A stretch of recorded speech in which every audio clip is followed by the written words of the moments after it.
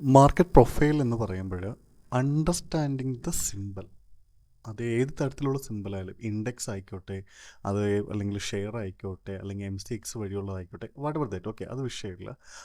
ആ സിമ്പിളിൽ എന്താണ് സംഭവിക്കുന്നത്, അല്ലെങ്കിൽ ഇനി എന്താണ് സംഭവിക്കാൻ പോകുന്നത്, എവിടെയാണ് മാർക്കറ്റ് ബാലൻസ് ആകുന്നത്, ഇൻബാലൻസ് ആകുന്നത്, ഇങ്ങനെയുള്ള ഐഡൻറ്റിഫിക്കേഷൻസ് നടത്താനായിട്ട് അല്ലെങ്കിൽ ഫൈൻഡ് ഔട്ട് നടത്താനായിട്ട് നമുക്ക് മാർക്കറ്റ് പ്രൊഫൈൽ ഉപയോഗിക്കാൻ പറ്റും. ഇതിനുള്ള ഗുണം എന്താ വരുന്നത്? സിമ്പിളായിട്ടുള്ള കാര്യമാണ്. മാർക്കറ്റ് എപ്പോഴും എങ്ങനെയാണ് മൂവ് ചെയ്യുന്നത്? ബാലൻസ്, അത് കഴിഞ്ഞിട്ട് ഇംബാലൻസ്, എഗെയിൻ മാർക്കറ്റ് ബാലൻസ് ചെയ്യും, ഈ രീതിയിലായിരിക്കും മൂവ് ചെയ്യുക. അപ്പോൾ മാർക്കറ്റിൽ നമുക്ക് എന്തൊക്കെ അറിയേണ്ടത്? എവിടെയാണ് മാർക്കറ്റ്? നല്ലൊരു ട്രേഡറിന് അറിയേണ്ട ആവശ്യം എന്ന് വെച്ചാൽ, പ്രൊഫഷണൽ ട്രേഡറിന് അറിയേണ്ട ആവശ്യം എന്താണ്? എവിടെയാണ് മാർക്കറ്റ് ബാലൻസ് ആകുന്നത്, എവിടെയാണ് മാർക്കറ്റ് ഇൻബാലൻസ് ആകുന്നത്, ഇത് വ്യക്തമായിട്ട് അറിയേണ്ട ആവശ്യമുണ്ട്. മാർക്കറ്റ് പ്രൊഫൈലാണ് എന്നുണ്ടെങ്കിൽ ടൈം